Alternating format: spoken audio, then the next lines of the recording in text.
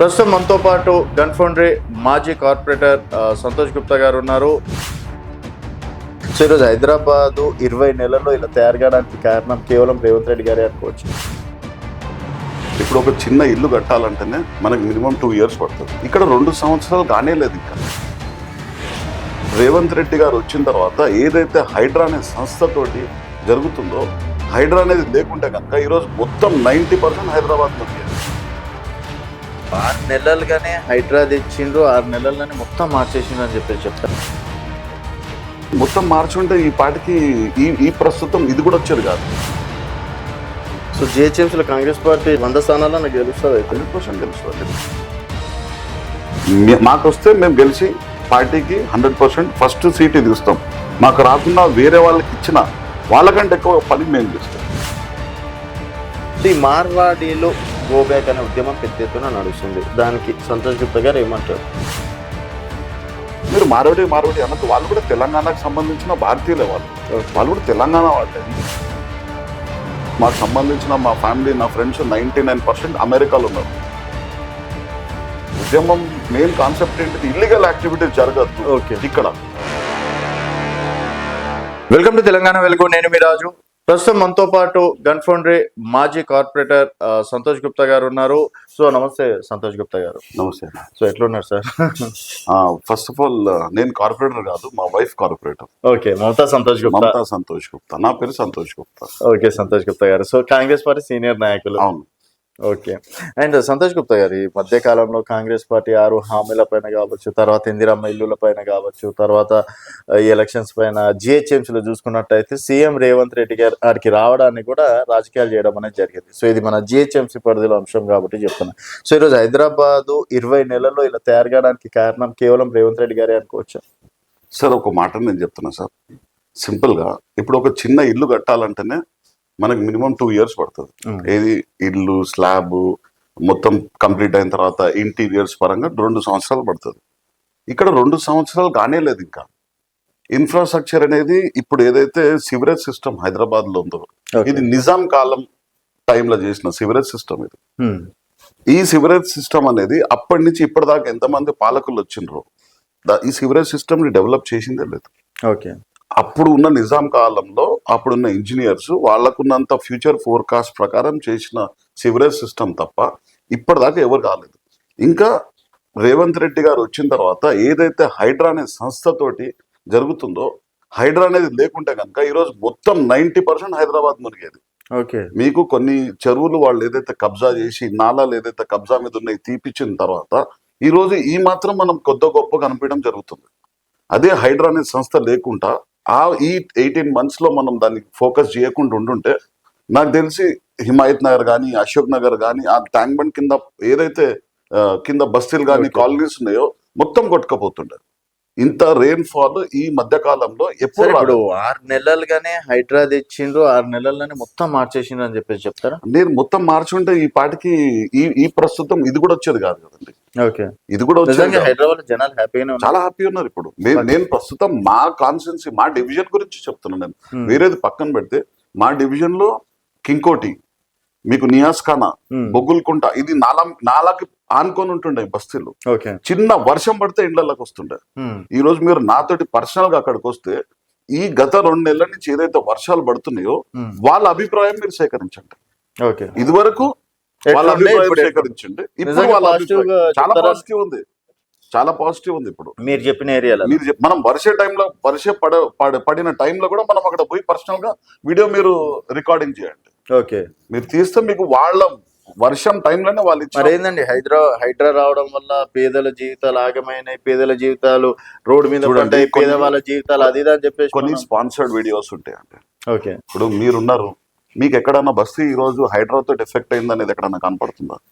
ఎన్ని చెరువులు ఈ రోజు కబ్జా నుంచి బయటకు తీసిండ్రు చెప్పండి. ఎన్ని పార్కులు కబ్జా నుంచి బయటకు తీసిండ్రు. కొన్ని వందల. మీరు హైడ్రా ఆఫీస్ పోతే ఆ డేటా ఇస్తారు వాళ్ళు. ఆ డేటా ఇచ్చిన తర్వాత వాళ్ళు ఇచ్చిన డేటా ప్రకారము ఆ కాలనీస్కి వెళ్ళండి. మీరు కాలనీస్కి వెళ్ళి వాళ్ళని అడగండి, హైడ్రా ఏం చేసిండ్రు, ఈడ ఒక 1000 గజాల పార్క్ ని కబ్జా తీసి మళ్ళీ మీకు పార్క్ ఇచ్చిండ్రు, ఇది నిజమా కాదని మీరు తెలుసుకోండి. Okay. Municipal properties, endowment properties, housing board properties, ఇట్లా కొన్ని వందల వేల ప్రాపర్టీస్ ఈరోజు హైడ్రా కబ్జా నుంచి తీయటం. అది కాలనీ వాళ్ళకి, కొన్ని కమ్యూనిటీ వాళ్ళకి యూజ్ అవుతున్నాయి, కొన్ని పార్కులకు యూజ్ అవుతున్నాయి. అట్లా డిఫరెంట్ అక్కడ వాళ్ళకి కావాల్సిన సదుపాయాల ప్రకారం వాళ్ళకి తర్వాత గవర్నమెంట్ చేసేస్తుంది దానికి. ఓకే, సో పక్క హ్యాపీగానే ఉన్నారు, చాలా హ్యాపీ, డౌటే లేదు. హైడ్రా అనేది నిజంగా మంచి సంస్థ, చాలా మంచిది. మీరు పర్సనల్ గా మీరు హైడ్రా ఆఫీస్కి వెళ్ళి డేటా తీసుకోండి, లేదంటే మీరు నెక్స్ట్ మీకు ఎవరైనా చెప్పినా సరే మనం సోషల్ మీడియా పక్కన పెడితే మీరు హైడ్రా తీసుకోవడం వల్ల ఈ రోజు మా ఇల్లు మునగలేదు, మా బస్తీలో చెప్తున్నా కదా నేను, బొగ్గొల్కుంట, నియాస్ఖానా, హనుమాన్టేగడి, ఈ మా బస్తీలు మీరు నాతో పర్సనల్ గా రండి. ఓకే, అక్కడ వాళ్ళు మాకు హైడ్రా రాకముందు, హైడ్రా వచ్చిన తర్వాత డిఫరెన్సెస్ ఏంటి అనేది చెప్పండి. అయితే హైడ్రా వల్ల మాకు అక్కడ లాభం ఏం జరిగిందంటే, మాకు జనరల్ గా జూలై ఆగస్ట్ నుంచి రెయిన్ఫాల్ ఉంటుంది. అయితే ముందు మాకు స్టామ్ వాటర్ రెండు ఉంటాయి మీకు, ఒకటి సీవరేజ్ సిస్టమ్ ఉంటుంది, ఒకటి స్టామ్ వాటర్ ఉంటుంది. సీవరేజ్ సిస్టమ్ అంటే మన ఇంట్లో ఉన్న వాష్రూమ్స్ లో కానీ టాయిలెట్స్ లో కానీ అంతా సీవరేజ్ సిస్టమ్ పోతుంది. స్టామ్ వాటర్ అంటే వర్షపు నీళ్ళు ఎప్పుడైతే వస్తాయో అది ఆ స్టామ్ వాటర్ డ్రైన్ లోకి వెళ్ళిపోవాలన్నమాట. ఓకే, అయితే ఇదివరకు మనకి సిస్టమ్ ఉండేది కదా. హైడ్రా వచ్చిన తర్వాత ఏం జరిగిందంటే, రెయిన్ఫాల్ ఎప్పుడు ఉంటుంది మీకు, వర్షాలు ఎప్పుడు ఉంటాయి, జూలై ఆగస్ట్ సెప్టెంబర్ అట్లుంటాయి.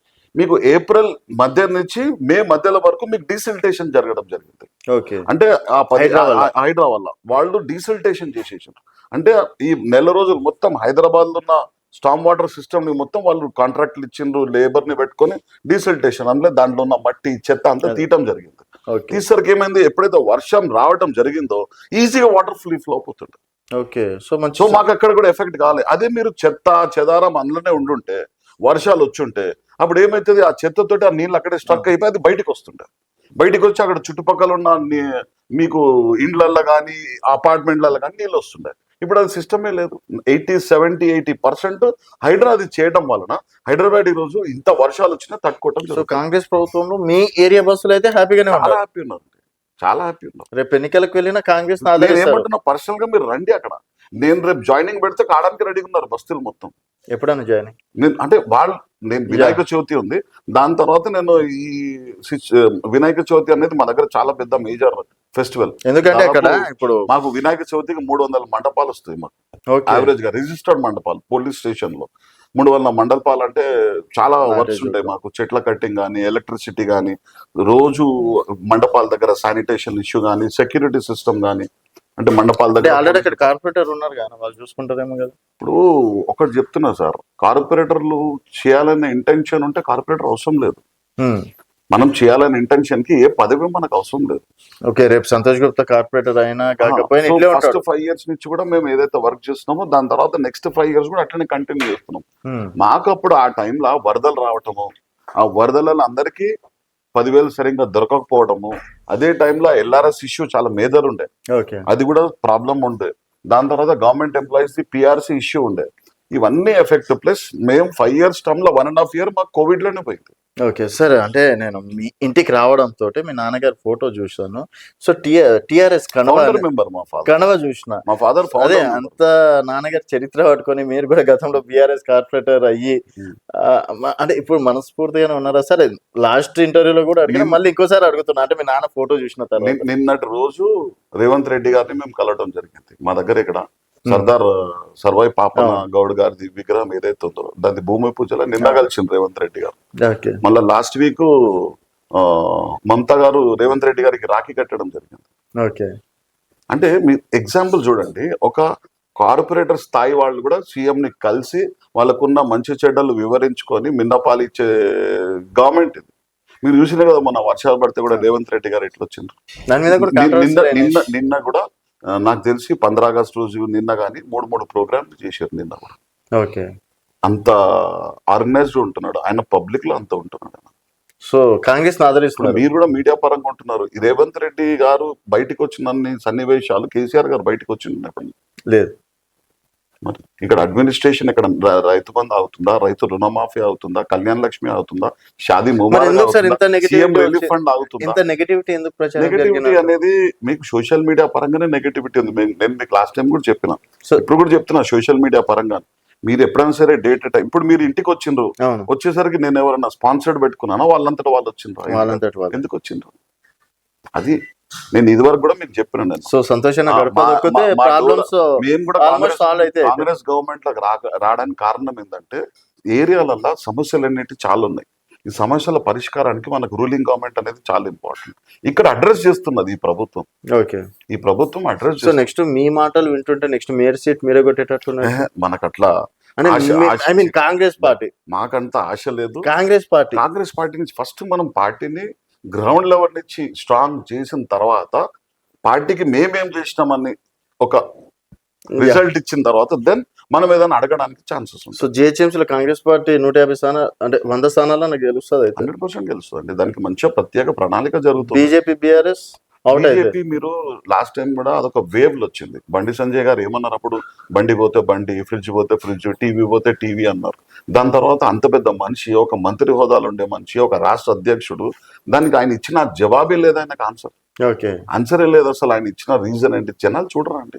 ఇప్పుడు అవన్నీ పక్కన పెడితే కూడా మీకు లోకల్ గా ఉన్న కార్పొరేటర్లు అందుబాటులో ఉన్నారా లేదా, సమస్యలు అడ్రస్ చేస్తున్నారా లేదా అనేది చాలా ఇంపార్టెంట్ మీకు. సో జూబ్లీస్ కూడా కొట్టేటట్లు ఉన్నారు అయితే. జూబ్లీస్ 100% పడుతుంటాయి. చాలా ఆర్గనైజ్డ్ గా పోతున్నారు, చాలా ప్రణాళికబద్ధంగా పోతున్నారు. సో ఇన్ని రోజులు జూబ్లీస్ లో లేని డెవలప్మెంట్ యాక్టివిటీస్ ఇప్పుడు జరుగుతాయి. ఎలక్షన్స్ ఉన్నందుకు ఎలక్షన్స్ అని కాదండి, జనరల్ గా కూడా చాలా వాళ్ళు గత 10 years నుంచి మాగంటి గోపీనాథ్ గారు ఏదైతే డెవలప్మెంట్ ఆపినరో అది ఇప్పుడు జరుగుతుంది. ఓకే.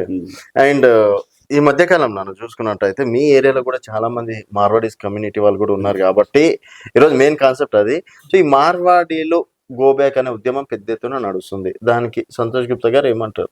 ఎందుకంటే మీ ఏరియాలో ఇష్యూ కూడా నడుస్తుంది. నేను ఏదైతే ఒక ఇన్సిడెంట్ నేను విన్నాను, పాట్ మార్కెట్ లో ఒక జైన్ కి సంబంధించిన ఫ్యామిలీ, జ్యువెలరీ షాప్ సంబంధించిన ఫ్యామిలీ ఒక తెలంగాణ బిడ్డని కొట్టినరని తెలిసింది. అది ఇట్స్ నాట్ గుడ్. అది జరగకూడదు ఇట్లాంటి వాటికి. అది కూడా సింపుల్ గా వాళ్ళు బండి రోడ్డు మధ్యలో ఆపటము, వీళ్ళు ప్రశ్నించి జీవమని అడిగితే నువ్వే నాకు సౌండ్ చేస్తావా అన్నట్టు బాగుంది. మేము ఖండిస్తున్నాం. అది ఉద్యమం మెయిన్ కాన్సెప్ట్ ఏంటిది, ఇల్లీగల్ యాక్టివిటీస్ జరగద్దు. ఇక్కడ మీరు దందాలు చేసుకోండి, మేము పోయి ఇంకో దగ్గర చేసుకుంటున్నాం. నేను బెంగళూరులో ప్రాజెక్ట్ చేస్తా. నేను ఇప్పుడు ప్రస్తుతం మార్కెట్ బాగాలేదని చేయట్లేదు. వేరే దేశాలలో కూడా మాది బిజినెస్లు ఉన్నాయి. ఇప్పుడు మాకు సంబంధించిన మా ఫ్యామిలీ, నా ఫ్రెండ్స్ 99% అమెరికాలో ఉన్నారు. మరి అక్కడ వాళ్ళు కల్చర్ అడాప్ట్ చేసుకున్నారు కదా. చేసుకున్నందుకే కదా ఈ రోజు వాళ్ళకి అక్కడ సిటిజన్షిప్స్ వచ్చినాయి. ఈ రోజు కూడా అనేది వాళ్ళ మీద అటాక్స్ రాలే కదా.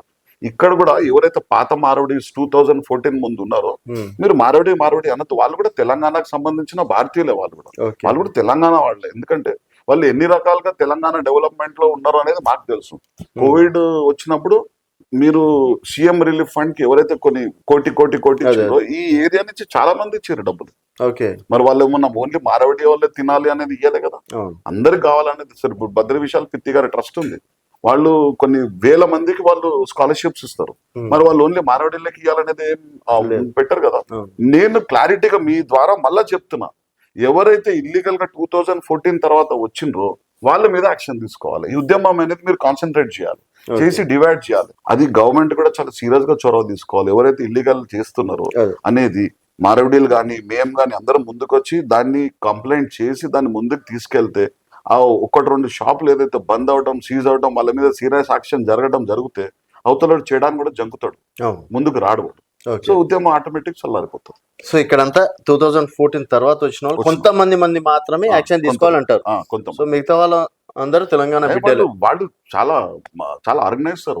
వాళ్ళు స్టేట్ డెవలప్మెంట్ లో వాళ్ళది ముఖ్య పాత్ర ఉంది వాళ్ళది. సో ఈ త్వరలో చల్లారే అవకాశాలు ఏమైనా ఉన్నాయనుకోవచ్చు. నేనేం చెప్తున్నా, గవర్నమెంట్ కాన్సన్ట్రేట్ చేసి ఇల్లీగల్ మీద కొంచెం సీరియస్ గా తీసుకొని ఆ మసాలాలు, ఆ సంబంధించిన ఎలక్ట్రానిక్ పెరిఫరల్స్, ఈ కాస్మెటిక్స్ కొన్ని ఏదైతే ఇవి జరుగుతున్నాయో ఇవి ఆగిపోతే 100% ఉంటుంది. ఇప్పుడు మీరు విలేజ్ లో పోతే శానిటరీ వాళ్ళ చేతిలోనే ఉంటుంది, మీకు ప్లైవుడ్ వాళ్ళ చేతిలోనే ఉంటుంది, మెడిసిన్ వాళ్ళ చేతిలోనే ఉంటుంది, కిరాణా వాళ్ళ చేతిలోనే ఉంటుంది, స్వీట్ షాప్ వాళ్ళ చేతిలో, అంటే మన ఇంటికి సంబంధించిన నిత్యావసర సరుకులన్నీ వాళ్ళ చేతిలో ఉంటాయి. అది ఇప్పుడు వచ్చినాయా ముందు వచ్చినాయా? ఇప్పుడు వచ్చినాయి. తెలంగాణ వచ్చినాక వచ్చినాయి. అంటే వీళ్ళకి తెలంగాణకు సంబంధం లేదు. అదే ముందు నుంచి ఉన్న మారవడీలు ఎప్పుడు రాలే కదా. వాళ్ళు మీకు వరంగల్ లా, కరీంనగర్ లా, నిజామాబాద్ లా, హైదరాబాద్ లో ఉన్నారు. ఎంత సిస్టమేటిక్ ఉన్నారు వాళ్ళు. వాళ్ళ పూజా విధానం గానీ, వాళ్ళు సేవ చేసే విధానం గానీ చాలా బాగుంటది వాళ్ళది. మేము చాలా నేర్చుకున్నాం వాళ్ళతోటి. ఈ ఎవరైతే 2014 తర్వాత వచ్చిన వాళ్ళు ఉన్నారో వాళ్ళు చాలా డిస్టర్బ్ చేస్తున్నారు సొసైటీని.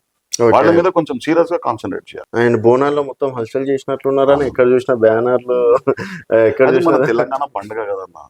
మన తెలంగాణ పండుగ మెయిన్ మనకి ముఖ్యం. ఇప్పుడు శ్రావణ మాసం కంటే ముందు జరిగే ఫస్ట్ పండుగ ఇది. ఇక్కడి నుంచి మనకు పండుగలు స్టార్ట్ అవును. అవుతాయి. బోనాలు వస్తాయి, అవును. బోనాల తర్వాత మనకి గణేష్ నవరాత్రులు వస్తాయి, దాని తర్వాత అమ్మవారి నవరాత్రులు అవును. వస్తాయి, ఇట్లా కంటిన్యూస్ గా ఉంటాయి మనకి. సో ఎస్పెషల్లీ మా డివిజన్ లో బోనాలకు చాలా ప్రత్యేకత ఉంటుంది. మనకి చిన్నప్పుడు అంటుంటాం కదా, ఈ అమ్మవారి పొలిమేరల అమ్మవారు మనం అవును. మంచి చెడ్డాలన్నీ చూసుకుంటది అని చెప్పేసి ఆ సిస్టమేటిక్ ఇక్కడ పూజలు కూడా చాలా బాగా జరుగుతాయి. మా అదృష్టం ఏంటంటే అన్ని గుడిల నుంచి మాకు ఆహ్వానం దొరుకుతుంది, అన్ని గుడిలో మాకు ఆశీర్వాదం దొరుకుతుంది. సో అందుకని మేము కార్పొరేటర్ కన్నా ఎక్కువ రేంజ్ లోకి వెళ్ళిపోయింది అసలు. సార్ ఇప్పుడు కార్పొరేటర్ ఎమ్మెల్యే అనేది పక్కన పెడితే సార్, వాళ్ళు ఏదైతే ఆప్యాయంగా మనం పిలిచి మనకి వాళ్ళు ఇన్విటేషన్ ఇచ్చి మాకు కూడా ఆశీర్వాదం దొరకాలనేది అనుకుంటాం చూడండి, అది మనకి చాలా important. Okay sir. So next confidence గా వెళ్తున్నారా సార్? ఇంకో సంవత్సరం అయితే నాకు తెలిసి చేసే వర్క్ ఇంకో 6 నెలలు అయితే ఎలక్షన్స్ అనుకుంటా. ఫిబ్రవరి 9th వరకు ఇలా ఉంది టర్మ్.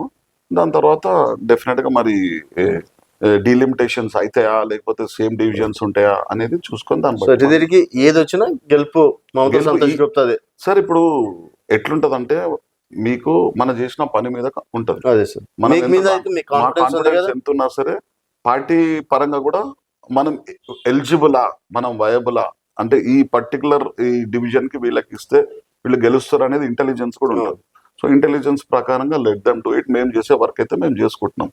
రేపు పార్టీ ఇక్కడ కూడా రెస్ట్ రేపు తీసుకోవడం, పార్టీ elections- మీరు కాదు ఇంకొకరు క్యాండిడేట్ అంటే కూడా వాళ్ళకంటే ఎక్కువ మేము పనిచేస్తాం. ఎందుకంటే చాలా అవకాశాలు ఉంటాయి, ఇది ఒకటే అవకాశం కాదు, ఓకే. చాలా అవకాశాలు ఉంటాయి. మాకు వస్తే మేము గెలిచి పార్టీకి 100% ఫస్ట్ సీట్ ఇది ఇస్తాం. మాకు రాకుండా వేరే వాళ్ళకి ఇచ్చిన వాళ్ళకంటే ఎక్కువ పని మేము చేస్తాం. వాళ్ళ గెలుపులో మాది మేజర్ పాత్ర ఉంటుంది. మీకు ఇచ్చినా గెలుస్తారు, వేరే వాళ్ళకి ఇచ్చినా వాళ్ళ గెలుపులో గెలుచుకుంటారు. మాది మేజర్ పాత్ర ఉంటుంది. వాళ్ళకంటే ఎక్కువ మేము పనిచేస్తాం. Okay sir. ఎందుకంటే మాకు ఆల్రెడీ డివిజన్ అవగాహన ఉంది, డివిజన్ సమస్యలు తెలుసు, డివిజన్ లో ఏరియాలో అపార్ట్మెంట్స్, కాలనీస్, బస్సెస్, టెంపుల్ కమిటీలు, యూత్ కమిటీలు, ఇట్లా కొన్ని అసోసియేషన్స్ ఉంటాయి, మహిళా గ్రూప్స్ ఉంటాయి, వీళ్ళతో మాకు పరిచయాలు ఉంటాయి. కాబట్టి డెఫినెట్ గా మాకు వాళ్ళు ప్రీవియస్ మమ్మల్ని చూసిండ్రు, ఇప్పుడు వీళ్ళు చూస్తున్నారు. కాబట్టి మీరు రాబోయే ఎలక్షన్ లో మీకు రిజల్ట్ కనపడుతుంది. సో మీరు చెప్పినట్టు రేపు అంటే హైడ్రా విషయంలో కూడా కనుక్కుందాం. అండ్ మీరు చేసినటువంటి పనులకి కూడా మీ జనాలు గుర్తిస్తారా లేదా చూద్దామండి. థ్యాంక్ యూ అండి. Thank you so Thank you much. very much. So ఇది మమతా సంతోష్ గుప్తా గారితో స్పెషల్ చిట్ చాట్. మరొక మళ్ళీ కలుద్దాం. చూస్తూనే ఉండండి తెలంగాణ వెలుగు.